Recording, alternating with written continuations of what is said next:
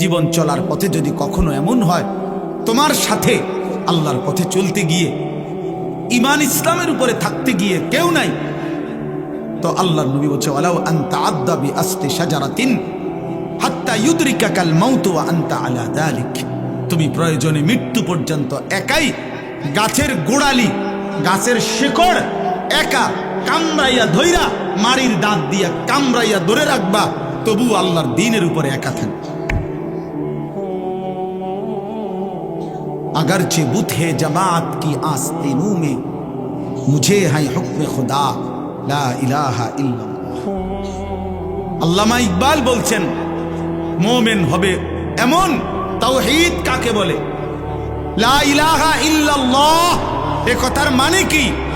এ কথার মানে হলো মুমিন এটা বলবে, হে জাতি, হে পৃথিবী, যদি তোমাদের প্রত্যেকের হাতে একটা একটা মূর্তি থাকে, তোমাদের প্রত্যেকের বগলের নিচে একটা একটা মূর্তি থাকে, আমাকে যদি মূর্তির স্তূপের মাঝখানেও দাঁড় করায় আমি সেখানে দাঁড়িয়েও বলবো লা ইলাহা ইল্লাল্লাহ।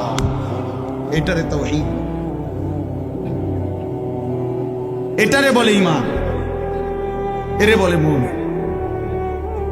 যে আমার চোখের সামনে সব হারিয়ে যাক, আমি আল্লাহরে ছাড়ব, আমার আশেপাশের সব হারিয়ে যাক, আমি আল্লাহরে ছাড়ব না, আমি নাফরমানি করব না, আমি আমার রবের হুকুম থেকে এক চুল নড়ব। কি হবে শেষ পর্যন্ত? এই পৃথিবী ষড়যন্ত্র করুক আর হুমকি দোক আর ধমকি দোক, শেষ কি করবে? গুলি করবে। শেষ কি করবে? ব্রাশ ফায়ার করবে। শেষ কি করবে? গুম করে দিবে। শেষ কি করবে? হত্যা করবে। শেষ কি করবে? খুন করে ফেলবে। আর কি এরপরে? এরপরে কি? ফালাস্তু বালি হিনা উকতালু মুসলিমান আলা আইয়ি শিক্কিন কানা লিল্লাহি মাসরাই। বুখারীর riwayat, নবী সাল্লাল্লাহু আলাইহি সাল্লামের বিখ্যাত সাহাবী হযরত খুবাইব ইবনে আদি, একজন সাহাবী খুবাইব রাদিয়াল্লাহু তাআলা আনহু, তানঈম নামক জায়গায় মক্কায়, মানে এখানে এখন যে মসজিদে আয়েশা বলে, এই মসজিদে আয়েশার পাশে হাজী সাহেবরা পরবর্তী উমরাগুলো যেখান থেকে করে আয়েশা মসজিদ কয়, এহরাম বাঁধে যেখানে, এই আয়েশা মসজিদের পাশের জায়গাটারই বলে তানঈম। এই জায়গায় নবীজির এই সাহাবীকে ফাঁসিতে ঝুলানো হয়েছিল মক্কার কাফেররা। হযরত খুবাইবকে যেদিন ফাঁসিতে ঝুলায়, সেদিন মক্কার নেতা আবু সুফিয়ান হযরত খুবাইবকে বলছিলেন, খুবাইব, ফাঁসির শেষ মুহূর্তে, ফাঁসির পূর্বক্ষণে তোমার জীবনের শেষ তামান্না কি? হযরত খুবাইব বলছিলেন, আমি 2 রাকাত নামাজ পড়তে চাই। তো রশি খুলে দিছে, উনি 2 রাকাত নামাজ পড়ছে। 2 রাকাত নামাজ পড়ে চোখের এক ফোঁটা পানি ফেলে 2 হাত তুলে আল্লাহকে বলছে, আল্লাহ, আজ আমার জিন্দেগীর শেষ সেজদা। এই দুশ্মনরা ভাববে আমি মৃত্যুর ভয়ে দেরি করতেছি, যদি এটা না ভাবতাম তো আখিরি সেজদা আরো লম্বা করে দিতাম, আরো লম্বা করে দিতাম মাওলা। বাকি ওরা বলবে আমি মৃত্যুর ভয়ে দেরি করতেছি, এই জন্য ছোট করে ফেললাম। আল্লাহ, আমার আপনার কাছে আবদার, ওরা আমারে এখন ফাঁসিতে ঝুলাবে। আমার এই ফাঁসিতে ঝুলানোর এই দৃশ্য মক্কায়, নবীজি তখন মদিনায় হিজরত করে চলে গেছেন। হযরত খুবাইব বলছেন, আয় রব্বুল আলামিন, আমার শেষ তামান্না আমার মদিনার নবী যেন মদিনায় বসে আমার ফাঁসির দৃশ্য সরাসরি দেখতে পায়।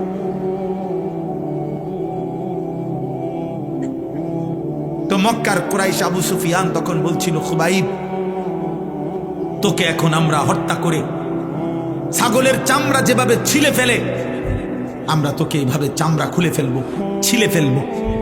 এই তখন তিনি একটা কথা বলছিলেন, শুধু এইটাই বুখারীতে আছে, ফালাস্তু বালি হিনা উকতালু মুসলিমান। আবু সুফিয়ান, শোনো, আমি যখন আল্লাহর আনুগত্যের উপরে, ইসলামের উপরে, আমার খোদার সেজদার উপরে যখন মরতে পারছি, অতএব আমি আর কোনো পরোয়া করি না। আলা আইয়ি শিক্কিন কানা লিল্লাহি মাসরাই, তোমরা আমারে যেদিকেই ফিরাইয়া ফাঁসি দাও, যেদিকেই টেনে হিসড়ে শেষ করো, আমার শরীর যা ইচ্ছা তাই করো, আমার কোনো অসুবিধা নাই, আমি আমার রবের গোলামি করে আল্লাহর জন্য জান দিচ্ছি, খালাস। আর কোনো পরোয়া নেই। এই জন্য বাপ, এটা জীবনের মূল অর্থ। আমি গন্তব্য চিনি, এটা আমার জীবনের মূল সার্থকতা। আমরা মুসলমান, এই পৃথিবীর সব আয়োজন ছিল, আছে, থাকবে। আমি থাকবো না, আমি থাকবো না। ক্ষমতার পালা বদল হবে, মানুষের জীবন মান উন্নয়ন হবে, অনেক কিছুই হবে, অনেক কিছুই হবে না। পৃথিবী অনেক কিছুই হবে, অনেক কিছুই হবে না। রোদ উঠবে, বৃষ্টি নামবে, সূর্য উঠবে, চাঁদ উঠবে, আলো আসবে, অন্ধকার আসবে, রাত হবে, দিন হবে, শনিবার রবিবার হবে, সপ্তাহ মাস হবে, মাস বছর হবে, 25 সাল 26 সাল হবে। কিন্তু একদিন আমি থাকবো না, একদিন আমি থাকবো না। আমার মৃত্যুর পরে পৃথিবীর সব মানুষ যদি আধুনিক হইয়া, উন্নয়ন হইয়া চাঁদের দেশেও চলে যায়, আমি তো নাই, আমি তো নাই, আমি তো নাই। অতএব আমি যদি আমার কবর ভুলে যাই, আখিরাত ভুলে যাই, আমি যদি আমার মৃত্যু পরবর্তী জীবন ভুলে যাই, আমি যদি আমার গন্তব্য ভুলে যাই, খোদার কসম আব্বা, ভুলে গেলেও তো মৃত্যু হবে। চোখ বন্ধ রাখলেও মৃত্যু হবে, সুখে থাকলেও মৃত্যু হবে। তাহলে যেই সত্য আমাকে গ্রহণ করতেই হবে, মৃত্যু, কবর, আখিরাত, আমি সেটা ভুলবো কেন? আমি সেটা ভুলবো কেন? চোখ বন্ধ করলেই তো ঝড় থামে না। অতএব না বুঝলেই যে মৃত্যু হবে না, এমন তো না। মনে করেন তুফান আসতেছে, ঝড় বৃষ্টি আসতেছে, এখন কেউ যদি চোখ বন্ধ করে বলে, কই না, আমি তো কিছু দেখি না, তুফানও হচ্ছে না, বৃষ্টিও হচ্ছে না, কিছুই হচ্ছে না। না রে আব্বা, সব হচ্ছে, তুমি ইচ্ছা করে চোখ বন্ধ করে রাখছো, তুমি চোখ বন্ধ করে রাখছো। না না না। অতএব আমি আপনাদের কাছে বললাম, আপনারা অনেক সময় মনে করেন আমরা হুজুররা শুধু আখিরাতের কথা বলি, কবরের কথা বলি, আসমানের উপরে আর মাটির নিচের কথা বলি। না রে বাপ, আনন্দর অযৌক্তিক, এইটা আপনারা কে বলছে? আপনি বলেন। একজন ডাক্তারকে কেন জিজ্ঞেস করেন না, আপনি দা জীবন এই প্যারাসিটামল লই এই দে ফুরা রইলেন, জীবনটা তো শেষ করে দিলেন। আপনি তো কোনোদিন একটা বিল্ডিং এর প্ল্যানিং দিলেন না, ইঞ্জিনিয়ার রে কেন বললেন না আজীবন এই ইট বালু সিমেন্ট নিয়ে পড়ে রইলেন? আপনি যে আর কোনোদিন একটা প্যারাসিটামল লিখলেন না। আমার এক পরিচিত লোক আছে, আমি দেখছি ওনারে, আমি মনে 2-4-5 বছর দেখছি ওনারে টানা। ওনার 2 হাতে 2টা মোবাইল, উনি এই জমির ব্যবসা করে, হাউজিং। আমি যত সময় ওনারে দেখছি, মোবাইল 2টা হাতে নিয়ে উনি এটা একবার রিসিভ করে, জি জি 400, একটু ডাইনে ডাইনে ডাইনে ডাইনে, বামে বামে, জি জি 600, ফুবি দিয়া মানে কোনানে জানি বুঝাইতে আছে 400, 600, 200, জিন্দিগি 400 আর 600 উপরে শেষ, হায়াত শেষ। আখিরাত, আখিরাত। এই জন্য বাপ, কোরআনুল কারীমের মধ্যে আল্লাহ বলছে, কুল ইয়াতাওয়াফাকুম মালাকুল মাউতিল্লাযী বুক্কিলা বিকুম সুম্মা ইলা রাব্বিকুম তুরজাউন। আল্লাহ বলে, বন্ধু আপনি বলে দেন, আপনি বলে দেন, আপনি বলে দেন, তোমাদের জন্য আমি আল্লাহর পক্ষ থেকে নির্ধারিত মালাকুল মউত আজরাইল অবশ্যই তোমাদের মৃত্যু ঘটাবে, জান কবজ করবে, অতঃপর তোমরা সকলেই আমি আল্লাহর কাছে একত্র হব। আখিরাতে, আখিরাতে। এটা ভুলে গেলে চলবে না আব্বা, এটা ভুলে গেলে চলবে না। এই জন্য আমি অনুরোধ করছি, এই ওয়াজ মাহফিলের মূল মাকসাদ, আমার ছোট বুঝ, এটা আমার ছোট্ট বুঝ, যে আখিরাত মনে রাখা। আমার জীবনের আরেকটা অংশ আছে, আমার জীবনের আরেকটা গন্তব্য আছে। 2-4টা ভালো কাজ, 3-4টা ভালো কাজ, আমার কথায় রাগ হইয়েন না। 2-4টা 10টা ভালো কাজের দ্বারা পৃথিবীতে সমাজসেবক, মানব দরদি, জনদরদি হওয়া যায়, পৃথিবীর বাহবা মিলে, কিন্তু আল্লাহর কসম জাহান্নাম থেকে মুক্তির জন্য, আখিরাতের সফলতার জন্য 4টা ভালো কাজ যথেষ্ট না, 6টা ভালো কাজ যথেষ্ট না। 23 বছরের মুকাম্মাল ইসলাম, 30 পারা পূর্ণ কোরআন আপনার আমার জীবনে শতভাগ বাস্তবায়ন করা জরুরি। খামখেয়ালি করবেন। আখিরাত 30,000 টাকা না, হাসরের মাঠ জান্নাত টাকা 30,000 না। মসজিদে টাকা 30,000 দিছেন, 4টা ফ্যান কিনা দিছেন, 2 কাতার টাইস করে দিছেন, জান্নাতের বুঝ হয়ে গেছে না? হ্যাঁ, জান্নাত কিটা 2টা রুম আর একটা বারিন্দা। বহু সাবধান। আমি বললাম বহু ধনাঢ্য ব্যক্তি, বহু সম্পদশালী ব্যক্তি শুধু সাদাকা মানে শুধু দান সদকাকেই মনে করে আখেরাত, শুধু এটারে মনে করে বড় আখেরাত। মানুষের দেখা হইলেই শুনাইব, হুজুর মসজিদ করছি, মাদ্রাসা করছি, এতিমখানা করছি, লিল্লা বোর্ডিং করছি। এটি সবটি মিলাইয়া একটা আমল সাদাকা। এটি সবটি একটা 100 কোটি টাকাও যদি আপনি দান করেন, হুজুর আপনি বলেন সবটা একটা আমল কিনা? একটা আমল না। দান সাদাকা 1 লক্ষ কোটি টাকা হোক, এটা তো একটা আমল। তো নামাজ, রোজা, হজ, চরিত্রের পবিত্রতা, হালাল উপার্জন, আপনি তো মিশা কথা কন, আপনি তো 2 নম্বরই ব্যবসা করেন, আপনি তো লোন নিছেন 1 কোটি টাকা, 200 কোটি টাকা। কারে বুঝান সিটারি? হ্যাঁ, আখেরাত আমার নামে বুঝ দিলেন, আমি না বললাম মার হাবা জনাব উমক 20,000 মার হাবা, আবারে মার। ঠিক আছে, মার হাবা তো ঠিক আছে, কিন্তু আসমানওয়ালা খোদার কসম তিনি জিজ্ঞেস করবে কিয়ামতের দিন, বান্দা মিন আইনা ইকতাসাবা ওয়া ফীমা আনফাকা। আল্লাহ তাআলা বলবেন, আমার বান্দা হিসেব দাও, একটা টাকা কোত্থেকে উপার্জন করেছো, একটা টাকা কোথায় ব্যয় করেছো। আমি আপনাদেরকে দানের নিরুৎসাহিত করছি না, সতর্ক করছি। আমার এটা একটা ভয়। অসংখ্য আল্লাহর বান্দা এমনও হইতে পারে দান সৎকা করে গেছে, আমি তারা কেবল বাহবাই দিয়ে গেছি, কিন্তু হারাম থেকে যে বাঁচা দরকার।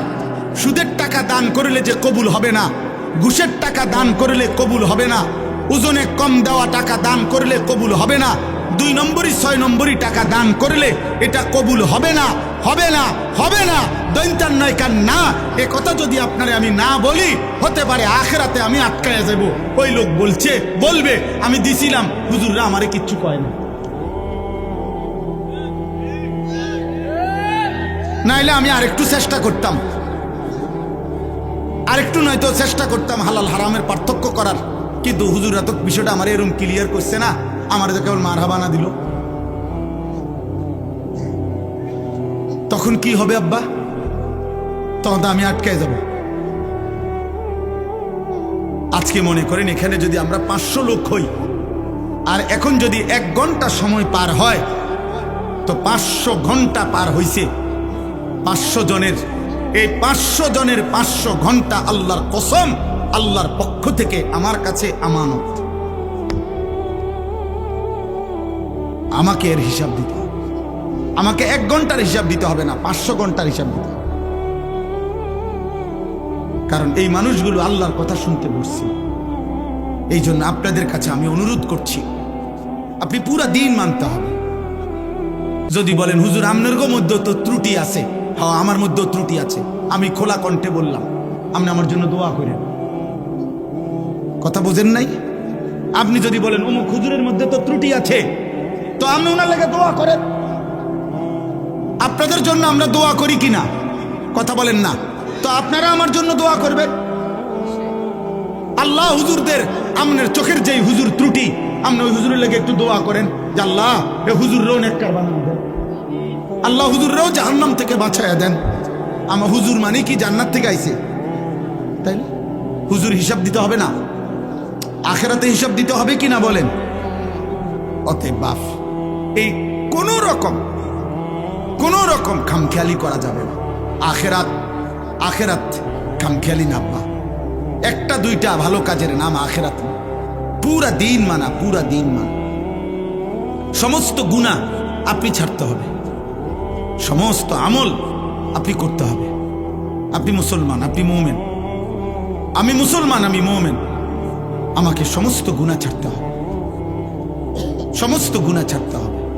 আজ কি পরিমাণ মুসলিম যুবক মাদকাসক্ত, আজ কি পরিমাণ মুসলিম যুবক নারী নিয়ে ব্যস্ত। 16 বছরের ছেলে, 18 বছরের ছেলে, আপনি খবর লাগান, চোখে চেহারার দিকে তাকায় দেখেন, এই বড় মোবাইলে এই পরিমাণ নর্তকী আর উলঙ্গ ছবি দেখে ফেলছে। আমার মনে হয় না বিগত 60 বছরের কোনো বয়স্ক লোক 60 বছরও যদি টানা টেলিভিশন দেখা থাকে, উনি 60 বছরে যত নারী দেখে নাই, 3 দিনে মুসলমানের অগণিত কিশোর যুবক মোবাইলের সুযোগ পেয়ে উলঙ্গ নারী যে পরিমাণ দেখছে। এটা আব্বা, এটা দুষ্টামি না, এটা অসভ্যতা। দুষ্টামি আমরাও করছি ছোটবেলায়, আমাদেরও ছোটবেলায় আমগরে কইতো দুষ্টামি করস কি। জোহরের খানা আমরা আসরের সময় খাইছি, মামু দম দিছে, তুই বেশি দুষ্ট হয়ে গেছ, কোন টাইম ধরে তোরে ডাকতেছি ভাত খাইতি, আয়স্তা কেন। এটা ছিল দুষ্টামি। হাডুডু খেলতে নামছি, খেলার মাঠ থেকে উঠা আসি নাই তো মামা দাদা দমক দিয়ে আনছে, সাইকেল চালাইতে দিছে, সাইকেল চালাইছি লম্বা টাইম। পুকুরের পারে বটগাছ আছিল, বটগাছের মধ্যে একটা ডাল পুকুরের দিকে নামানো ছিল, বারবার গিয়া লাফাই ওটার থেকে পানির ঝাঁপ দিয়ে পড়ছি আর ডুবাইছি। এটারে বলতো দুষ্টামি। আমগো আমলের দুষ্টামি ছিল, এটারে বলতো রে আব্বা। সাইকেল বেশি চালাইছি, দুষ্টামি করছি, এটা বলতো। কিন্তু তোমরা তো আব্বা আজকের কিশোর নওজোয়ান, তোমরা তো দুষ্টামি করছো না, তোমরা তো অসভ্যতা করছো। এটা তো দুষ্টামি না, সারা রাত দিন মোবাইলে উলঙ্গ ছবি দেখা, নর্তকী দেখা, জিনার ব্যভিচারের দৃশ্য দেখা, উলঙ্গপনা দেখা, এটা দুষ্টামি না, এটা চরিত্রহীনতা, এটা লাম্পট্য, এটা অসভ্যতা, এটা বেহায়াপনা, এটা বেহায়াপনা। বিবাহ বহির্ভূত ছেলে মেয়ে, নারী পুরুষ, সহপাঠী আর সহকর্মী, অথবা আপনজন কিংবা আত্মীয় স্বজন, খোদার কসম, বিবাহ বহির্ভূত ছেলে মেয়ে, নারী পুরুষের যেই কোনো রকমের শাহওয়াত, আসক্তির যত সম্পর্ক, যেটাকে আপনারা ভালোবাসা বলেন, যেটাকে প্রেম বলেন, যেটাকে রিলেশন বলেন, শব্দ যত ভদ্রচিতই বলেন, আল্লাহর কসম, বিবাহ বহির্ভূত সহপাঠী সহকর্মী, সমবয়সী হোক আর যাই হোক, ছেলে মেয়ে, নারী পুরুষের যাবতীয় হারাম সম্পর্ক, এটা জিনা, এটা ব্যভিচার,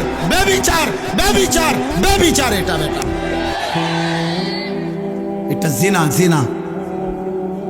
আপনি এটারে ভদ্রতার লেভেল লাগাইয়েন না। ভেজিটেবল কইলে মূলার হাক কোনো বেশি কিছু হইয়া যায় না, শাকে থাকে। রিলেশন বললে অসভ্যতা, ভালো কিছু হয়ে যায় না।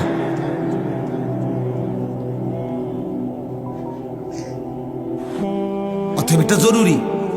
আমি হাদিস বলি, আল্লাহর নবী সাল্লাল্লাহু আলাইহি সাল্লাম বলছেন, মান জানা ওয়া শারিবাল খামরা নাযা আল্লাহু মিনহুল ঈমান কামা ইয়াখলাউল ইনসানু আল কাবিসা মিন রাসিহি। আত-তাফসীরুল মুনীর, আরবি ভাষার বিখ্যাত তাফসীর, নির্ভরযোগ্য হাদিস, এটা সনদ সহিহ। এটা আল্লাহর নবী সাল্লাল্লাহু আলাইহি সাল্লাম বলেছেন, আহা, যে ব্যক্তি ব্যভিচার করে, জিনা করে এবং মদ পান করে, নবীজি বলছেন আল্লাহ তাআলা তার দিল থেকে, তার কলিজা থেকে, তার অন্তর থেকে ঈমান এভাবে টেনে বের করে ফেলে, মানুষ তার গায়ের পোশাক দেহ থেকে যেমন খুলে ফেলে।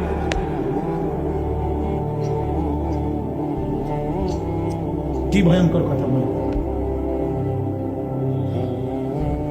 বলেন, কি ভয়ঙ্কর কথা। আল্লাহ রসুল বলছে, আল্লাহ তাআলা তার অন্তর থেকে ঈমান নাযা, টেনে বের করে ফেলে, মানুষ যেমন তার গায়ের জামা খুলে ফেলে। রাসূলুল্লাহ সাল্লাল্লাহু আলাইহি ওয়াসাল্লাম বলছে, মান শারিবাল খামরা তারাকাস সালাহ ওয়া ওয়াকা আলা আম্মাতিহি ওয়া খালাতিহি।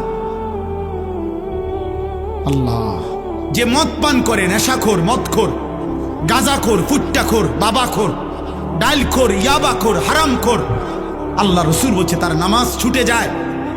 সবচেয়ে জঘন্য কথা নবী বলছে, এই মদখোর, নেশাখোর, নাফরমান অচিরেই তার আপনজন, মামি, চাচি, ফুফি, খালা, চাচাতো, মামাতো, ফুফাতো, খালাতো বোন, এমন নিকটাত্মীয়ের সাথে জিনা, ব্যভিচার করতে উদ্যত হয়।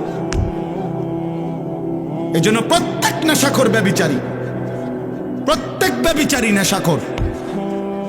এই তিন জিনিস এক খতিয়ানে তিন দাগ। যেখানেই মদ সেখানেই নারী, সেখানেই গান বাদ্য। যেখানেই নারী সেখানেই মদ, সেখানেই গান। যেখানেই গান বাদ্য সেখানেই মদ, সেখানেই নারী। এই তিন জিনিস, মদ, নারী, গান, এক খতিয়ানে তিন দাগ।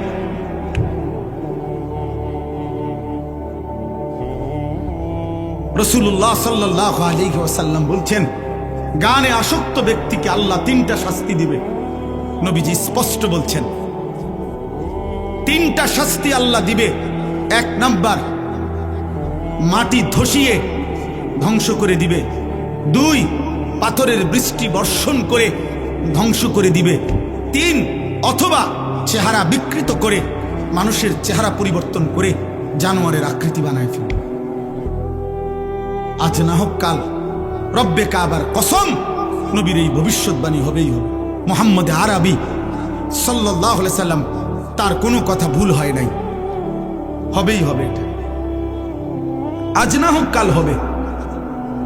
একদিন ঘুম ভেঙে দেখবে যুবক সারা রাত উলঙ্গ ছবি আর নারী আর গান বাদ্যের আসক্তিতে ছিল। কোন এক প্রজন্ম এসে দেখবে হয়তো ঘুম থেকে জেগে মানুষের চেহারা কুকুর শুকরের চেহারা হয়ে গেছে। চেহারা বিকৃত করার সব মহড়া চলতেছে আব্বা। বেঈমান, চুল, চেহারা, সব কিছুতেই আজকে অগণিত মুসলমান ছেলেকে, মুসলমানের চুল, চেহারা, লেবাস, চেহারার ডিজাইন পুরি বদলে আজকে তারা পরিবর্তন করে দিছে। এটা যদি রব পরিবর্তন করে ফেলে তাহলে পুরা জানোয়ার হয়ে যাবে।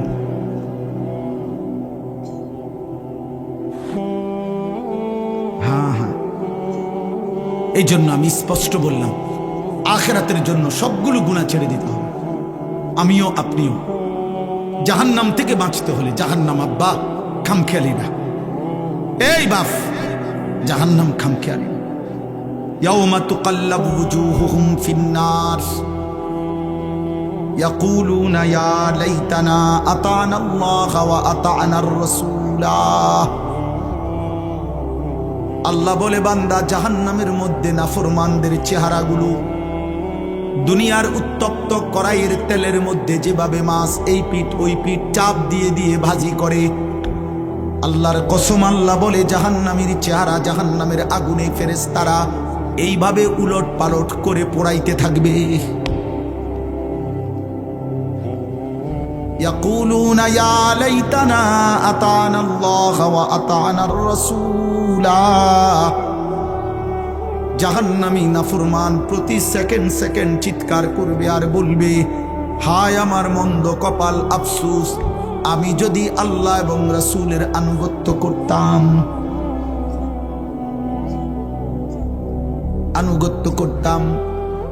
কোরআনুল কারীমের মধ্যে আছে, আল্লাহ বলেন, ওয়ালাউ তারা ইদিল মুজরিমুনা নাকিসু রুউসিহিম ইনদা রাব্বিহিম।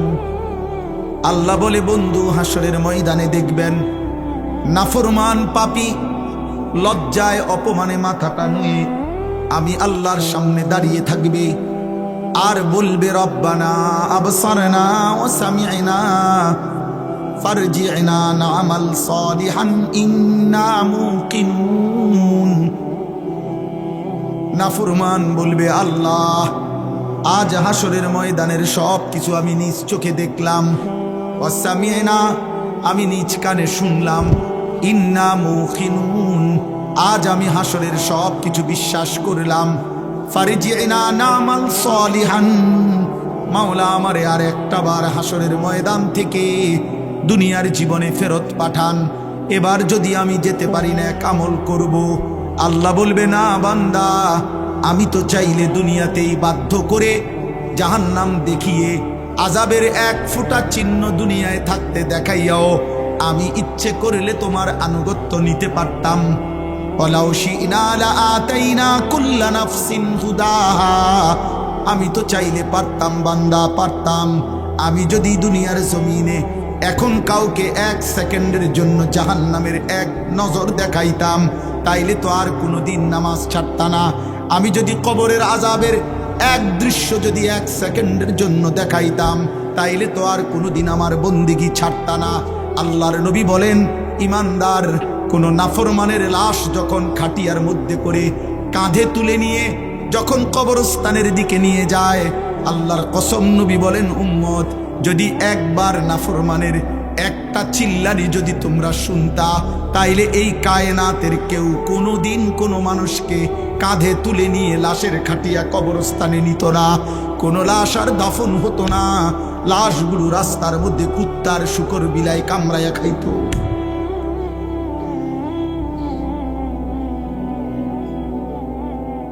হাদিস হাদিস ফাজলামি কথা না। আল্লাহ বলেন, আমি চাইলে পারতাম বান্দা।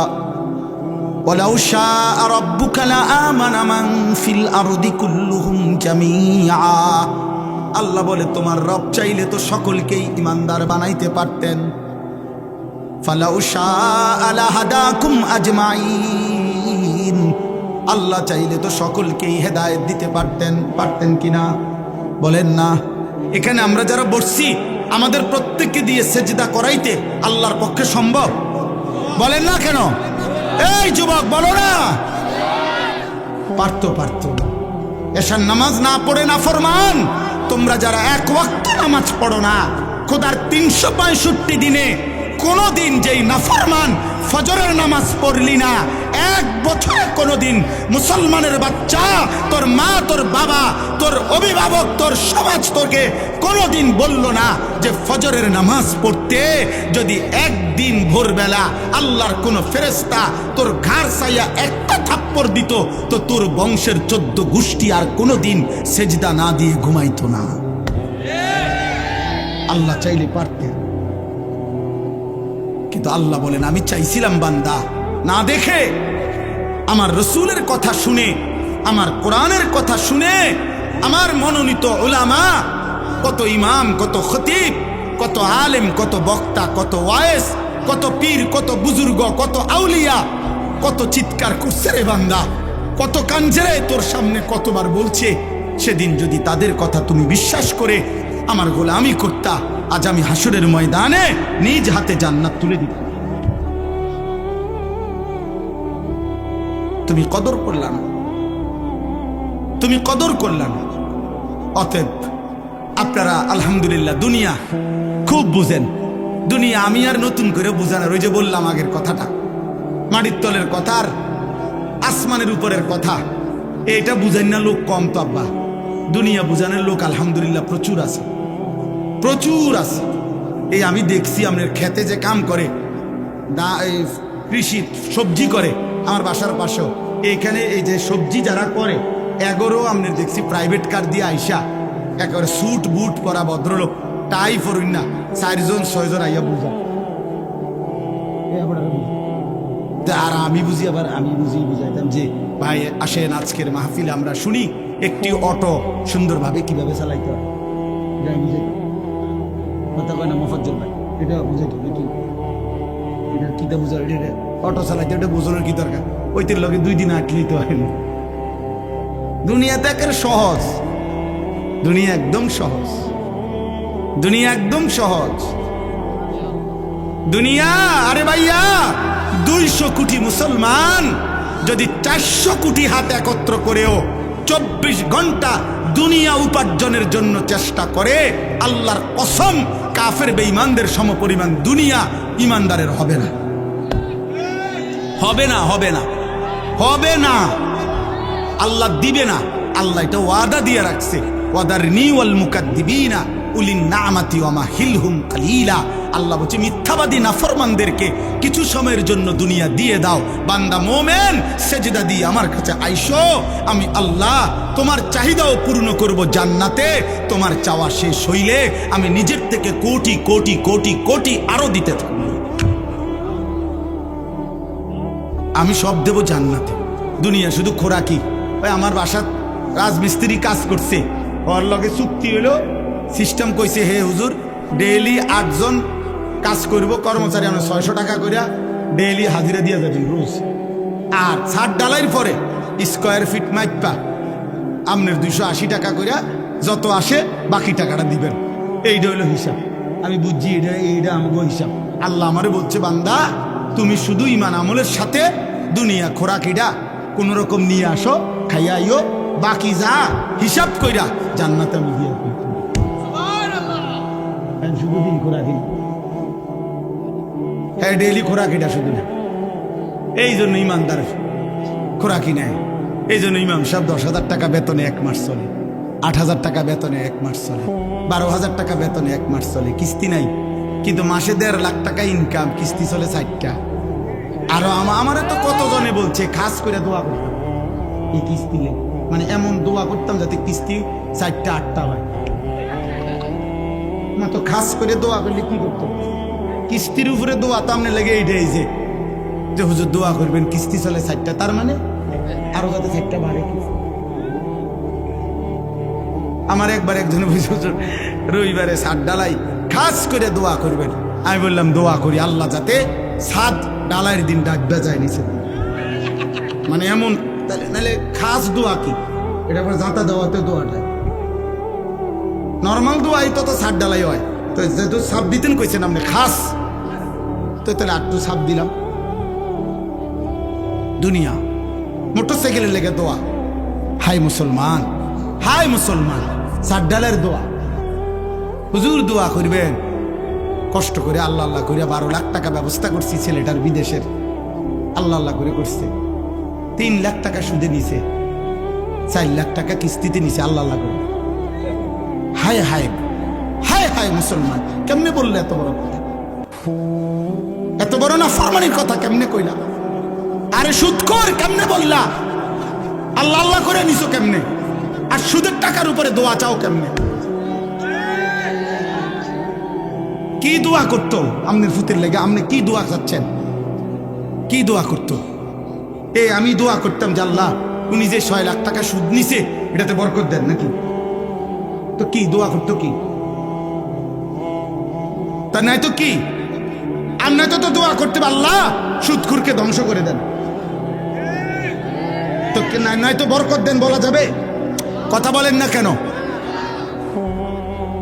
সাবধান মুসলমান, আখিরাত খামখেয়ালি। আবারও বললাম এজন্য এই জবানের হেফাজত জরুরি, হালাল হারামের পার্থক্য বোঝা জরুরি।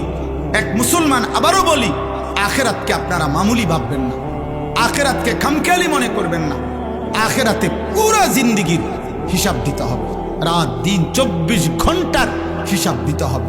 অতএব আজকে আমি এতগুলো কথার পরে আপনাদের কাছে আমার মূল বক্তব্য হলো, আব্বা চলেন আমরা একটা এতটুকু বুঝি যে কমপক্ষে নিজের দিকে একবার নজর দিই।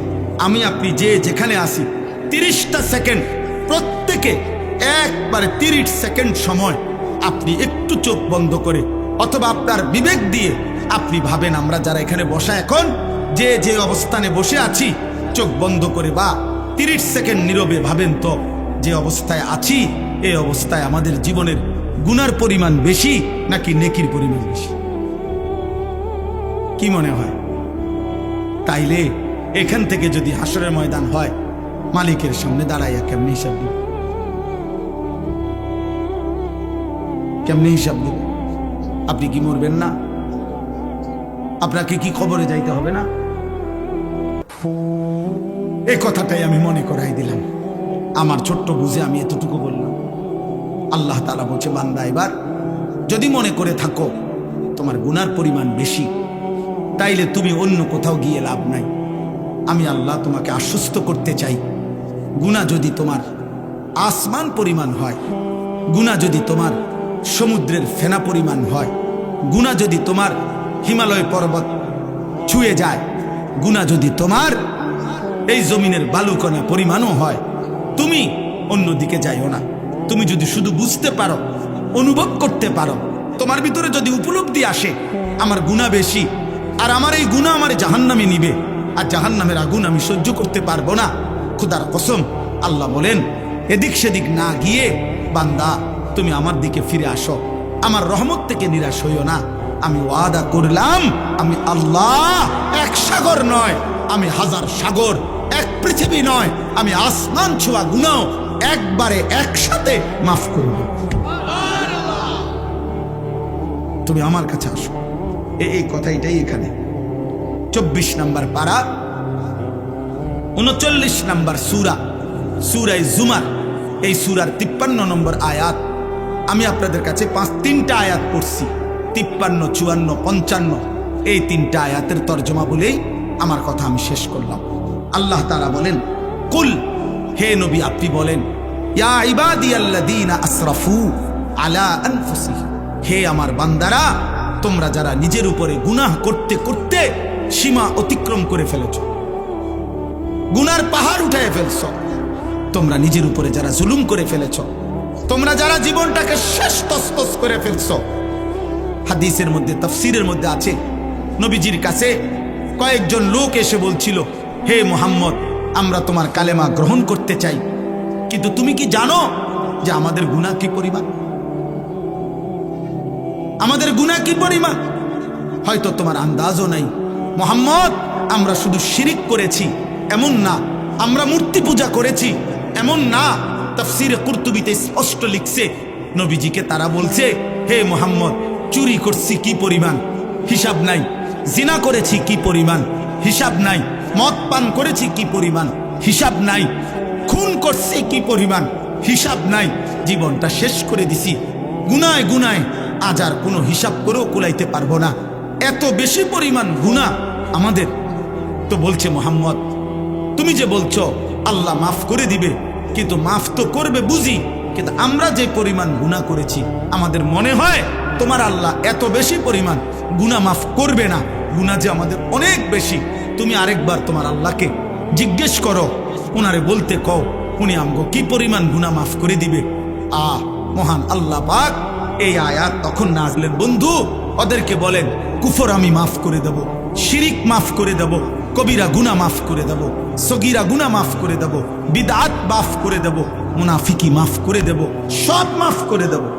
ইন্নাহু হুয়াল গফুরুর রাহিম। কেন মাফ করব না? আমি আল্লাহ গফুর, ক্ষমাশীল, রাহিম, দয়াবান। এবার আল্লাহ বলে, বান্দা তবে শোনো, তাহলে যদি তুমি সিদ্ধান্ত নেও আমার কাছে আসবা, আমি মাফ করব, তা এখন কি করতে হবে তোমাকে? আল্লাহ বলেন, তোমাকে 2টা কাজ করতে হবে। ওয়া আনিবু ইলা রাব্বিকুম, তোমাকে 1 নাম্বার ইরজিউ, আমার কাছে ফিরে আসতে হবে। তুবু, তওবা করতে হবে। 1 নাম্বার ইনাবাত, আই রুজু, আই তওবা, অর্থ হলো তুমি তওবা করো, তওবা করো, তওবা করো, তওবা করো। বান্দা আমার কাছে আসো, আমার কাছে তওবা করতে হবে। কি করতে হবে বলেন, সবাই বলেন না, কি করতে হবে? তওবা কিভাবে করে? তওবা কিভাবে করে? আমার শায়েখ আল্লামা মুফতি মুশতাকুন নবী কাসিমি, আমি একটা জিনিস দেখাই দিই।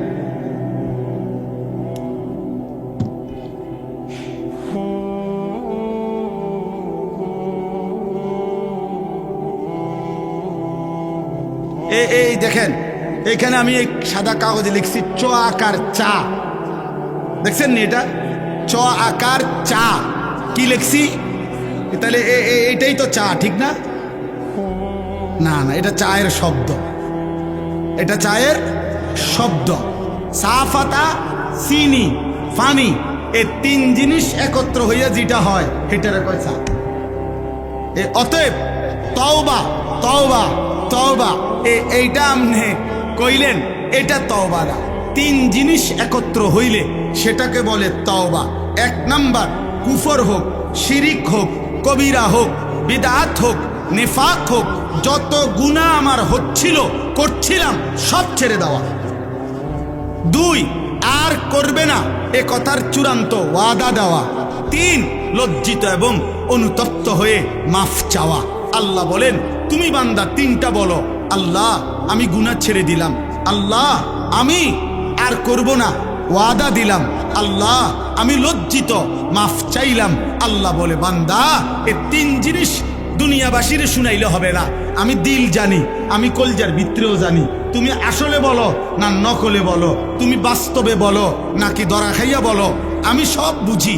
যদি দিল থেকে বাস্তবিক অর্থে গুনাহ ছেড়ে দিয়ে আর করবা না ওয়াদা দিয়ে লজ্জিত এবং অনুতপ্ত হয়ে তওবা করো, আমি যদি দিল দেখে বুঝি তো আমি আল্লাহ আমি ওয়াদা দিলাম এক সাগর এক নদী নয়, আমি আসমান ছোঁয়া গুনাহ মাফ করে দিলাম। শর্ত হলো কয়টা হইতে হবে বলেন? এক নাম্বার গুনাহ ছেড়ে দিলাম, বলেন। দুই, আর করব না ওয়াদা দিলাম, বলেন। তিন, লজ্জিত মাওলা মাফ চাইলাম, আল্লাহ বলে মাফ করে দিলাম। আমরা দেশের এই সময় বিড়ি খায় হেবাড়া, ওটার মুখে আসবি তোবা তোবা তোবা তোবা আস্তাগফিরুল্লাহ আস্তাগফিরুল্লাহ। কিও দেশটাত কি শুরু হইলো? এই আমনে যেটি খাইতে আছেন এটি শুরু হয়েছে, আরে ওটা তওবা করে। টেলিভিশনের দিকে তাকায়া আছে রাক্ষসের মতো, নর্তকীর দিকে তাকায়া আছে, মহিলার দিকে তাকায়া তাকায়া, এরপরে কয় আস্তাগফিরুল্লাহ আস্তাগফিরুল্লাহ। কি ও দেশটায় কি চলতে আছে? এডি এই যে টেলিভিশন চলতে আছে, ওরা তওবা করে, মস্কারি করেন। এটা তওবা? কথা বলেন না কেন? এটা তওবা, এটা আস্তাগফিরুল্লাহ। এমন আস্তাগফিরুল্লাহর উপরে আস্তাগফিরুল্লাহ, এমন আস্তাগফিরুল্লাহর উপরে কি আস্তাগফিরুল্লাহ। এই জন্য আমাদের করাচি হজরত কুতবে আলম আরিফ বিল্লাহ হজরত মাওলানা শাহ হাকিম মোহাম্মদ আখতার রহমতুল্লাহ আলাইহি তিনি এটা বলছিলেন একবার, অর্থাৎ হজ্জের সফরে যাইতেছেন, বিমানের ফ্লাইটে ওনার সাথের হাজি এহরাম পরা, তো হজরতের সাথে বসা, তো যাইতেছে আর কি। তখন তো বিমানের মধ্যে যেই মহিলারা আপনার বিমানের কাজ করে, আপনার এয়ার হোস্টেস যেগুলো, এরা তো এদের কাপড় চোপড় তো অল্প অল্প, কোম্পানি দুর্বলের কারণে দুইজনে মিললে একজনেরটা পড়ে। কথা বুঝছেন? এটা কোম্পানির সামর্থ্য কম, এই জন্য তো এই এই মহিলাদের দিকে তাকাইয়া তাকাইয়া তাকাইয়া হাজি সাহেব, ওই হজরতের সাথের হাজি সাহেব ও বেখেয়ালে কইতেছে আর কি আস্তাগফিরুল্লাহ আস্তাগফিরুল্লাহ। হজরত দেখছেন ইবনের কাপড় চোপড়ের কি হালাত? তে হজরত তখন বলছে, হ্যাঁ ভাই তেরি আস্তাগফিরুল্লাহ পর আস্তাগফিরুল্লাহ, তোমার আস্তাগফিরুল্লাহর উপরে আস্তাগফিরুল্লাহ। পহলে তো নজর হটাও ফির আস্তাগফিরুল্লাহ পড়ো, আগে তো চোখ সরাও, বেড়ির দিকে চাইয়া রয়েছে আবার কব আস্তাগফিরুল্লাহ আস্তাগফিরুল্লাহ। ये कौन सा আস্তাগফিরুল্লাহ? এটা কিসের আস্তাগফিরুল্লাহ? এটা নিয়ে আস্তাগফিরুল্লাহ। তাইলে মূলত কি গুনাহ ছেড়ে দিলাম, আর করব না ওয়াদা দিলাম, লজ্জিত অনুতপ্ত হয়ে মাফ চাইলাম। ওয়া আসলিমু লাহু মিন ক্বাবলি আন ইয়াতিয়াকুমুল আযাবু সুম্মা লা তুনসারুন। আল্লাহ বলে প্রথম হলো তওবা করো, দুই নাম্বার হলো এখন থেকেই, আজকের থেকেই, যেদিন তওবা করলা, যেদিন বুঝলা, সেদিন থেকেই আমার আনুগত্য শুরু করে দাও। এখন থেকে আর পিছনের গুনাহ আর করবা না, আমার হুকুম ছাড়বা না। আজই নামাজ শুরু করো, আজকেই শুরু করো, আজকেই শুরু করো, আজকেই শুরু করো। আল্লাহ তৌফিক দান করেন। আল্লাহ বলে বান্দা এই দুই কাজ, তওবা করো এখন, আনুগত্য আমার ইবাদত শুরু করো এখন। মৃত্যু আসার আগে আগেই, মৃত্যু আসলে আর তোমাকে সাহায্য করা হবে না, আর সাহায্য করা হবে না। তৃতীয় আয়াতে আল্লাহ বলেন ওয়াত্তাবিউ আহসানা মা উনজিলা ইলাইকুম মির রাব্বিকুম মিন ক্বাবলি আন ইয়াতিয়াকুমুল আযাবু বাগতাতাও ওয়া আনতুম লা তাশউরুন। আল্লাহ বলেন আবারও বলছি, আমি যেই শ্রেষ্ঠতম কিতাব কোরআন নাজিল করেছি, আমার কোরআন মৃত্যু আসার আগে আগেই আনুগত্য করো। হঠাৎ মৃত্যু আসবে যা তুমি টেরও পাবে না, অতএব তার আগে আগেই বান্দা তুমি আমার কোরআন ধরো, আমার দিন ধরো, আমার আনুগত্য করো, আমার বন্দিগি করো। আমার ভাই, আমার বন্ধু, এই নাজিরা বাজার যুব সমাজের এই ভাইরা, ও আমারে অনেকক্ষণ আবদার করছে, একটা ডেট আমি মিলাইতে পারতেছিলাম না, আল্লাহর দয়া এতটুকু সুযোগ হয়েছে। আমার অনেক প্রিয় ভাই মাওলানা আমাদের মুফাজ্জল ভাই, প্রিয় ভাই বলছেন এই জন্য আমি এটুকু সময় আপনাদের কাছে বললাম। ইনশাআল্লাহ আরো হযরত উলামায়ে কেরাম ধারাবাহিক আপনাদের মাঝে বয়ান করবেন। উঠাউঠি না করে আপনারা আরেকটু বসেন, একসাথে মোহতারাম মেহমানদের কথা শুনে, আলেমদের আরো বয়ান শুনে এরপরে যাবেন। আর আমাদের অসংখ্য মানুষ আছে, আমরা এমন আলহামদুলিল্লাহ অনেক ভালো কাজ করি আমরা, পরোপকার, মানবতার কল্যাণ, কিন্তু এক্ষেত্রে এটা খুব মনে রাখতে হবে, কোরআনুল কারীমের মধ্যে আল্লাহ তাআলা ভীষণ গুরুত্ব দিয়েছেন যে হে ঈমানদার, তোমার প্রথম দায়িত্ব তোমার নিজের ঈমান আমল হেফাজত কর। ইয়া আইয়ুহাল্লাযীনা আমানু আলাইকুম আনফুসাকুম, কোরআনুল কারীমের সূরা মাঈদার আয়াত। হে ঈমানদারগণ, তোমরা প্রত্যেকেই নিজেকে আঁকড়িয়ে ধরো। আল্লাহ বলছেন আলাইকুম আনফুসাকুম, আত্মগঠন, আত্ম উন্নয়ন, আত্মশুদ্ধি,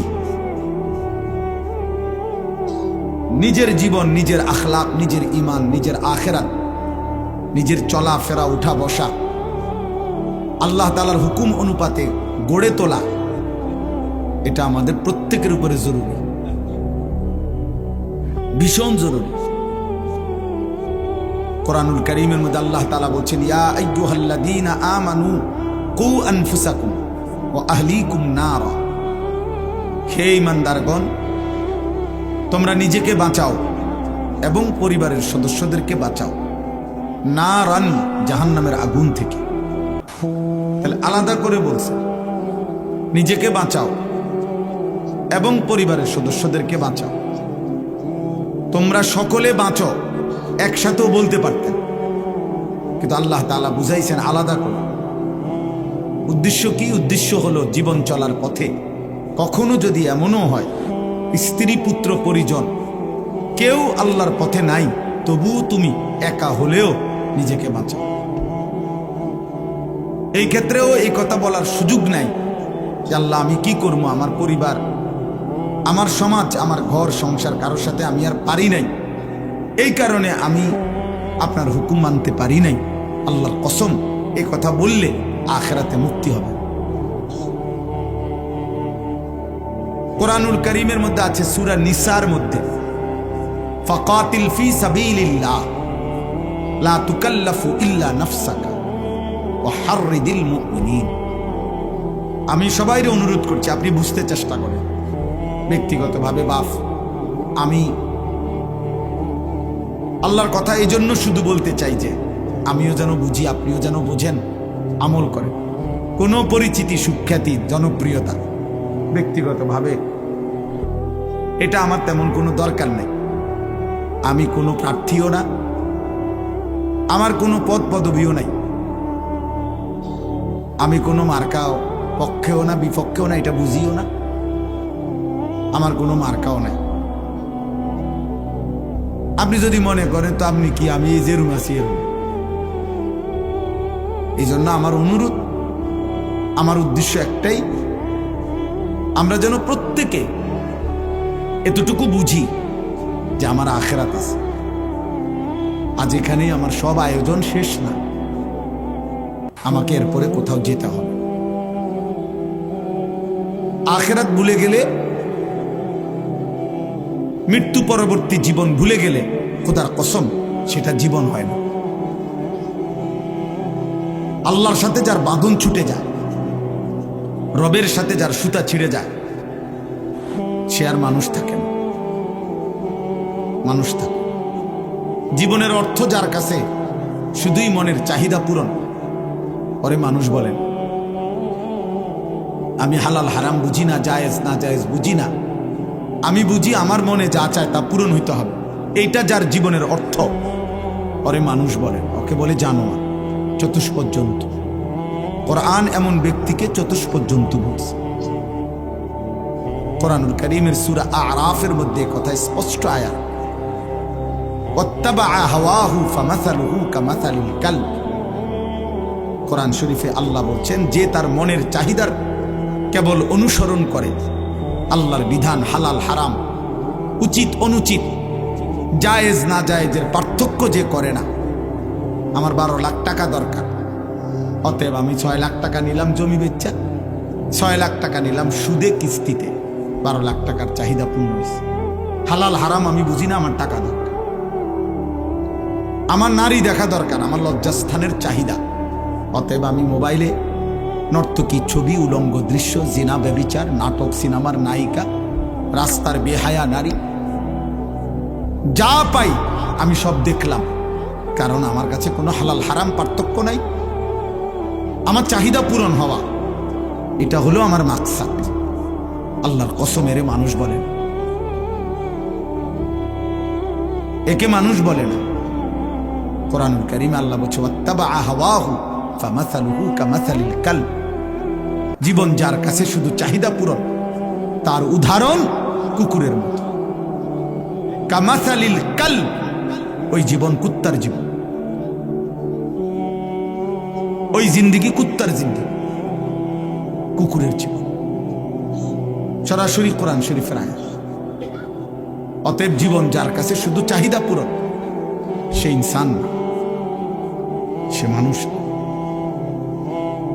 আল্লাহ তাআলা প্রয়োজন পরিমাণ আকল, বুদ্ধি, বিবেচনা, প্রয়োজন পরিমাণ প্রত্যেক জীব প্রাণীকে আল্লাহ দিয়েছে। আতা কুল্লা শাইইন খালকাহু সুম্মা হাদা, এটা কোরআনের আয়াত। প্রত্যেককেই দিয়েছেন। একটা কুকুর লাঠি আলগি দিলে হে কেমনে বুঝলো? হে দৌড় দিল কা? সে এটা বুঝলো কেমনে যে এই লাঠিটা আলগি দিলে, এটা দিয়ে বাড়ি দিলে আমার ক্ষতি হবে, তাহলে হে দৌড় দিল কা? বুঝা গেল এটুকু বুঝ আল্লাহ তাআলা তাকে দিয়েছেন।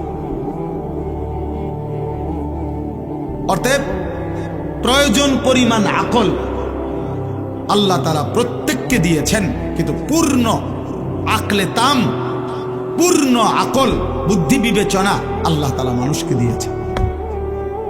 সেটা কেন? শুধুমাত্র আত্মরক্ষা আর শুধু ভাত মাছের চাহিদা পূরণ, এটার জন্য না।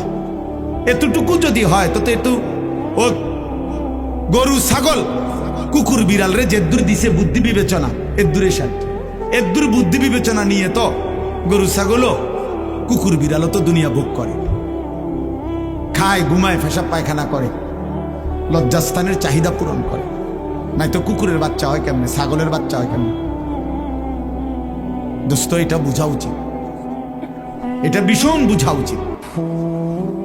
এদূর আকল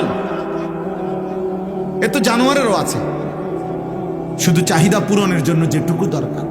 তাহলে আমি আপনি মানুষকে আল্লাহ তাআলা আকলে তাম, পূর্ণ আকল কেন দিলেন? তাই ভিন্ন কিছুর জন্য।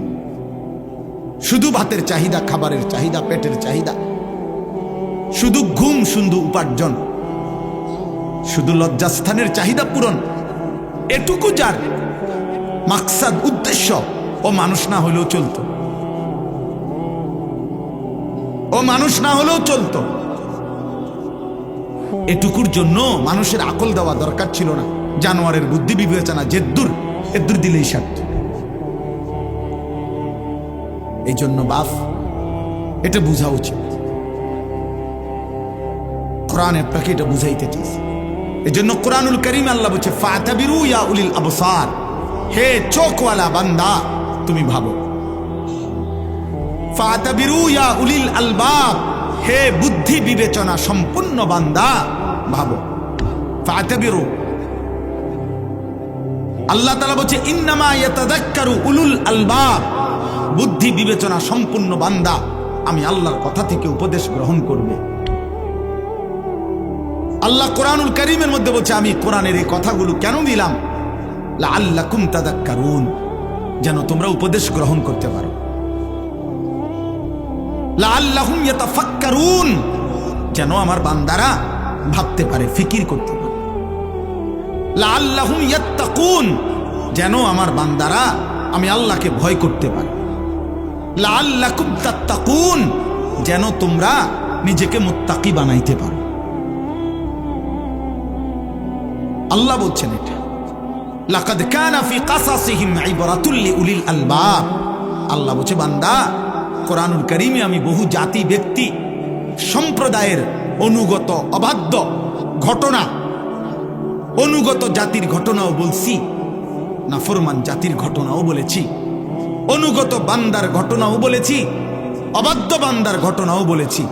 এই কোরআনে আমি মূসার কথাও বলছি, ফেরাউনের কথাও বলছি। এই কোরআনে আমি ইব্রাহিমের কথাও বলেছি, নমরুদের কথাও বলেছি। এই কোরআনে আমি আসহাবে কাহাফের ইমানদার যুবকের ঘটনাও শুনাইছি। আবার আবার কওমে নূহ, কওমে লূত, নাফরমান জাতির ঘটনাও শুনাইছি। কেন? তোমার বিকাল বেলার অবসর টাইম পার করার জন্য, তোমার বিনোদনের জন্য না। আল্লাহ বলেন ইবরাতুন, উপদেশ গ্রহণের জন্য, উপদেশ গ্রহণের জন্য, ইবরত। অতএব দোস্ত আমার, বন্ধু আমার, আমি শুধু এতটুকু ভাবনা নিয়েই আসছি আপনাদের কাছে, আমরা যেন প্রত্যেকেই আত্ম উপলব্ধি, আত্মগঠন, আত্মশুদ্ধি এটুকু যেন আমাদের মধ্যে তৈরি হয়। আলাইকুম আনফুসাকুম, কু আনফুসাকুম। তো বলতেছিলাম নবীজিকে আল্লাহ বলছে, সূরা নিসার মধ্যে আছে, খুদ রাসূলুল্লাহ সাল্লাল্লাহু আলাইহি সাল্লামকে বলছে আল্লাহ, ফাকাতিল ফি সাবিলিল্লাহ লা তুকাল্লাফু ইল্লা নাফসাকা। হে নবী আমার, বন্ধু আমার, জীবন চলার পথে যুদ্ধের ময়দানে আপনার সাথে যদি কেউ না থাকে, আপনি একাই যুদ্ধ করেন। লা তুকাল্লাফু ইল্লা নাফসাকা। আল্লাহ বলে, বন্ধু মনে রাখবেন, শেষ পর্যন্ত আপনি রাসূল হওয়ার পরেও এই পৃথিবীর কারো ব্যাপারে আপনি যদি কোনো জবাবদিহিতা না করতে হয়, কিন্তু আপনার নিজের হিসাব, নিজের জবাবদিহিতা, এটা কিন্তু আপনাকে করতে হবে। একা একা, ইল্লা নাফসাকা, আপনি আপনার ঈমান আমলের হিসাব দিতে হবে, ঈমান আমলের হিসাব দিতে হবে। খুদ রাসূল সাল্লাল্লাহু আলাইহি সাল্লামকে আল্লাহ বলছেন, লা তুকাল্লাফু ইল্লা নাফসাক ওয়া হাররিদিল মুমিনিন। মুমিনদেরকে আপনি আল্লাহর পথে উৎসাহিত করতে থাকুন, বলতে থাকুন, কিন্তু আপনার নিজের ব্যাপারে শতভাগ যত্নবান থাকুন। কোরআনুল কারীমের মধ্যে আল্লাহ নবীজিকে ডাইরেক্ট বলছে, লা ইন আশরাকতা লা ইয়াহবাতান্না আমালুক। বন্ধু আপনাকে বললাম, আপনাকে একা বলছি, এক যাররা শিরিক আপনার মধ্যে মাধ্যমে আপনার দ্বারা যদি প্রকাশ পায়, আমি আল্লাহ আপনার পুরা জিন্দেগীর সমস্ত বন্দিগি আমল একসাথে শেষ করে দেব। এক সুতা শিরিক যদি আপনি করেন, দোস্ত, এই মোবাইল হাতে ধরা শুনলে 100 বছরও তুমি কিছু বুঝতা না। এই জীবন অপদার্থ, জীবন অপদার্থই থাকবে। বুঝছো বাংলা কথা? বাংলা কথা বুঝো না ইংরেজি কম?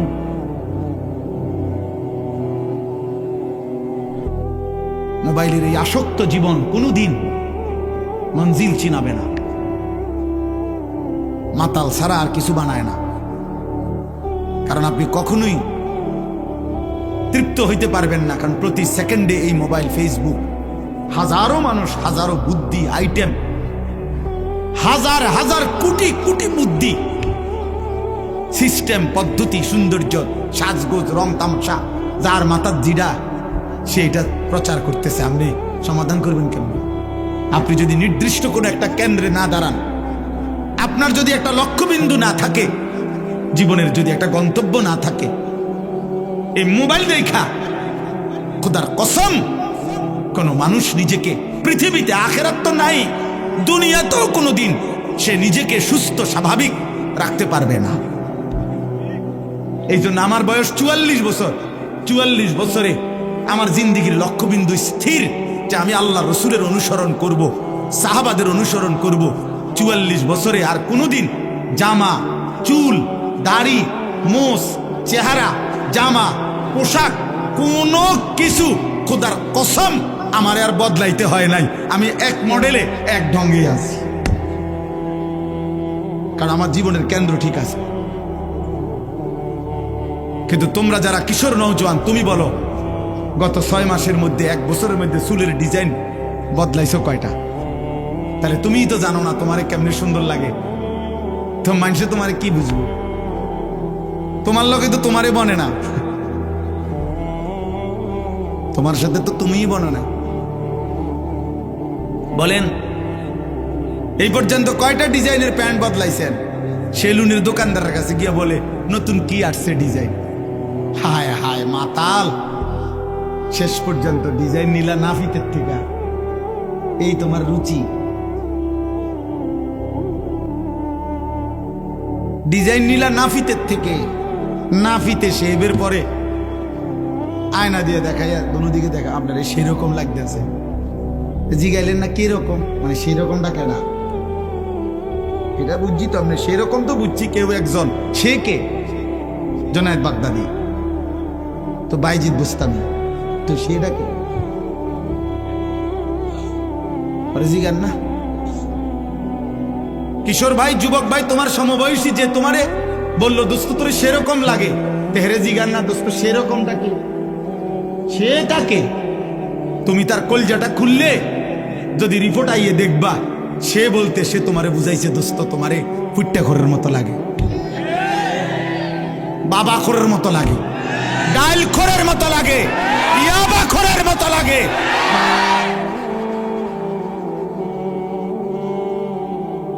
হ্যাঁ হ্যাঁ, এটাই সত্য বেটা, এটাই সত্য। নাহলে কলজা ছিঁড়া তারে কইতে কও যে তুই আল্লাহরে সাক্ষী রেখা পশ্চিম দিকে ফিরে কও, সেরকম বলতে তুই আমার কারে বুঝেছ? হে কোক, হে কইব জুনায়েদ বাগদাদি, কি আনোয়ার ভাই, হে কইব, জীবনও বলবে না, জীবনও বলবে না বেটা। এই জন্য ভাইয়া জীবনের একটা কেন্দ্রবিন্দু থাকতে হয়, লক্ষ্যবিন্দু থাকতে হয়, মঞ্জিল চিনতে হয়। আমাকে জানতে হবে আমি 100 মিটার দৌড় দিচ্ছি না 200 মিটার, না দৌড় দিলাম এক দৌড়ে গেলাম গা দাউদকান্দি পার হইয়া, আমারে কইছে কাবিলা থামতো, আমি গেছি গা দাউদকান্দি। এটা হবে না, আমাকে জানতে হবে আমি থামবো কোথায়, আমি যাব কোথায়, আমার হায়াতের কেন্দ্র কোথায়। প্রত্যেক নবী রাসূল বাপ আসমানি কিতাব আমাদের জীবনের টার্গেট ঠিক করতে চাইছে। এই জন্য আমি প্রথম কথা এটা বললাম প্রত্যেকের কাছে যে আমাদের প্রত্যেকের প্রথম দায়িত্ব নিজের ব্যাপারে যত্নবান হও, যত্নবান হও। নবী সাল্লাল্লাহু আলাইহি ওয়াসাল্লামের বিখ্যাত সাহাবী হযরত হুযায়ফা রাদিয়াল্লাহু তাআলা আনহু, নবীজি উনাকে বলছেন